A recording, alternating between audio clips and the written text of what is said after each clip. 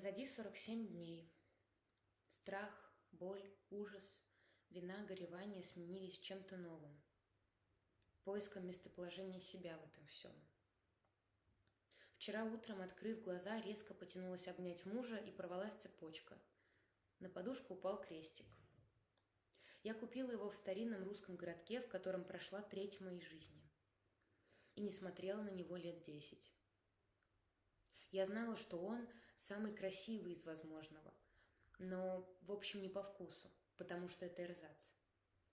Стилизация под нечто русское, грубое и неталантливое. Но мне было важно, что он из моего городка, где все эрзац, но все равно мило сердцу. С минуты я смотрела на него и думала, что не хочу никогда его больше носить, потому что все, чему я здесь всю жизнь делала скидки, меня предало. Даже древний пол, стены, росписи и запах в моем любимом храме XII века меня обманули. Они говорили, что надо любить, а оказалось, что чтобы любить, нужно убивать. Но если быть честным, обманули ли? Серьезно? Ах, какая овечка. Нет, человека из интеллигентной или просто инакомыслящей, или даже просто странно выглядящей семьи в очень глубокой провинции обмануть сложно. Обманывает, вернее, дипломатически подстраивается, на самом деле он. Многие мои друзья, жившие до 24 февраля в культурном пузыре, шокированы. Они не верят. Не верят, что рядом с ними жили люди, много, большинство, которые хотят крови возмездия, хотят, чтобы и другим было так же хуёво, как им. Хотят, чтобы на всей земле, куда ни приедешь, был серый бетонный забор, бесхозность и все по-пацански. Друзья не верят, потому что не знали. Многие родились и выросли в большом городе, где легче выстроить параллельную реальность и не знать. Но я-то знала, иллюзий не было. Был осознанный выбор делать скидки многим людям и событиям, институтам и явлениям, потому что у них травмы исторические, поколенческие, самовоспроизводящиеся, потому что жалко, потому что люблю, потому что верю в потенциал. Скидки для моего родного древнего городка. Этот парень сидел за убийство, но зато он знает все грибочки и травинки в лесу. Прямо лесной царевич в веснушках. Этот друг взял деньги и не доделал могилу моей бабушки, и она провалилась. Но перед глазами стоит, как он плакал у ее гроба, и я знаю, как много для его души значила наша семья. У этого на странице мем с изнасилованной женщиной в крови с подписью «Праздник удался». Но это же всем помогающий душевный человек, который мухи не обидит, и это его среда обязала смеяться над таким мемом. А еще средневековая архитектура красивая. Местные ее не видят, как мышки слона, но ведь она есть, она влияет.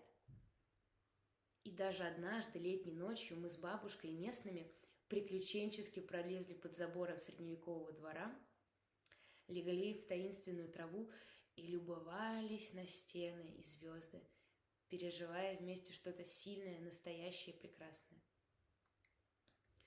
Думаю, моя бабушка такими моментами оправдывала свое бытие там. Ко всем можно найти ключ, но на это может уйти жизнь. А когда начинается русская национальная кровавая заваруха, огромная и беспощадная, ключи к каждой русской душе подбирать некогда, да и не идет.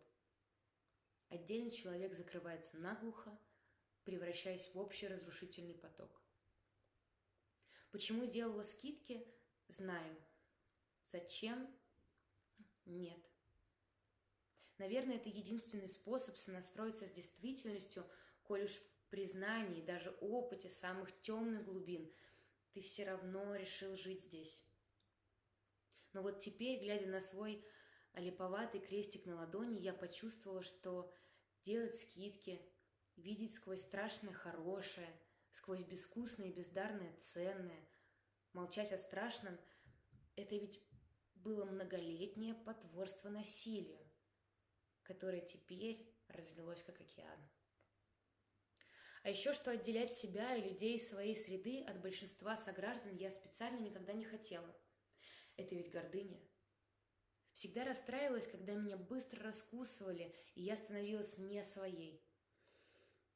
И, по-моему, сограждане тоже не хотели отделять. Им было любопытно, они тоже хотели что-то от меня взять. Но в итоге снова и снова отделяли. Не свой, то есть чужой. Это прежде всего любопытный. Затем, возможно, выгодный, а после просто опасный и раздражающий. В лучшем случае бойкотировать такого. Я не знаю, есть ли еще такая трагедия в какой-то точке мира, такое разъединение. Как будто у нас не случилось какого-то важного этапа, когда травма феодального расслоения наконец проработалась бы в солидарное общество. Нет, так и ходят враги народа, потомки врагов народа, как непрекаянные. И горе тому, кто попал в их число. Вижу наболевшие слова тех, кто сейчас страдает. Они говорят «русские твари». Очень хорошо понимаю эти слова, но не сразу понимаю, что русские – это я. Как никогда чувствую, что, возможно, так и не была до конца русской, только очень старалась подстроиться. Смотрю на этот лучший из возможного дизайн крестика и понимаю, что моему народу просто такое нравится. Нравятся суррогаты культуры, нравятся вытопленные газоны в говне, нравится покрывало окурков и битого стекла на реке, нравится бить жен и бухать, нравятся виртуальные открытки с уродливыми шрифтами и блестками, нравится линолеум под ногами и темный ковер на стене. Нравится давать пизды всему миру, изолироваться, изумровываться в безнадеге и жестокости. Проблемы здесь у меня. Мне никогда это не нравилось. Мне нравилось знаменное пение, Коровин, футуристы и тот с детства сокровенный сказочный мир моего древнего городка, который создавала для меня моя волшебная семья. Среднерусская природа и фантазия. И, похоже, пора просто уступить большинству. Так тяжело, но все же заполучившему хоть какое-то единство, хотя бы единство любви к говну и насилию, уступить мою страну. Не мозолить глаза, не быть красной тряпкой, не занимать место, не сотрясать воздух. Тем, кто сейчас страдает, нечеловечески ужасно. Тем, кто выходил и объединялся в другой маленькой прекрасной стране 2 года назад, до сих пор больно. Но у них есть то, чего никогда не будет у меня. У них есть целая страна своих. Пока не все получилось, но есть общие мечты о будущем на своей земле. Они свои среди своих. Я чужой среди своих и, скорее всего, никогда не стану своим уже нигде. Кроме большого, но не в масштабах страны, теплого круга друзей, который сейчас разорвался и летит в разные стороны эмиграции. Общие мечты большинства людей моей страны я разделить не могу. Я починила цепочку и надела свой крестик. То, что сейчас есть, пока единственное, что есть. Другого у меня нет.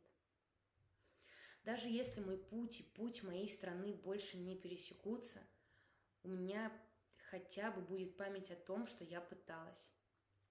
Я делала добрые малые в общении с согражданами и побольше в профессии помощи дела. И мне перед этой страной не стыдно. Мне просто безумно жаль.